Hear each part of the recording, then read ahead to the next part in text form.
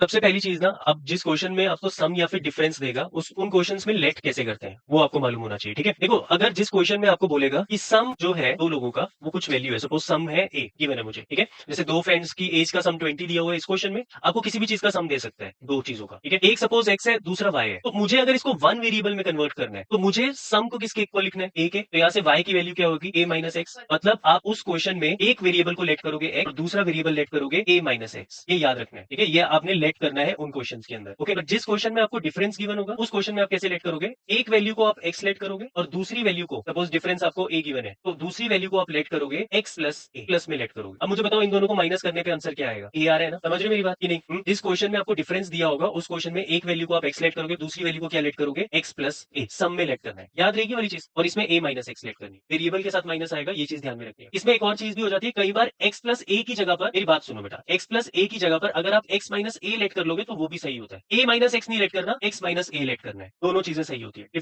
Difference के case में। ये सम के केस में और डिफरेंस के केस में X माइनस है या फिर X प्लस है। तो ये चीज आपको ध्यान में रखनी है। अब जैसे इज इट पॉसिबल है तो वैसे ही 1 वेरिएबल में करना है, और हमें अगर पता है ये इस चैप्टर का क्वेश्चन है तो 1 वेरिएबल में ही करना है। इन केस अगर मुझे नहीं पता चलता है कि 1 वेरिएबल है तो मैं 2 वेरिएबल से स्टार्ट कर सकता हूँ, ऑटोमेटिकली 1 वेरिएबल कन्वर्ट हो जाएगा, ठीक है? Sum of ages of 2 friend is 20। तो लेट कर लेते हैं, जो फर्स्ट फ्रेंड है उसकी एज है X ईयर्स ओल्ड। बेटा, फर्स्ट फ्रेंड की जो एज है उसको लेट कर लेते हैं X ईयर ओल्ड, और सेकंड फ्रेंड की जो एज है अभी 20 दिया हुआ है, तो 20 माइनस X, ओके? ये चीज क्लियर हुई? आगे क्वेश्चन में आपको ये बोलते हैं 4 years ago the product of their edges. 4 साल पहले जो फर्स्ट फ्रेंड है उसकी एज क्या होगी? X माइनस 4, और सेकंड फ्रेंड की एज क्या होगी? 20 माइनस X माइनस 4, है ना?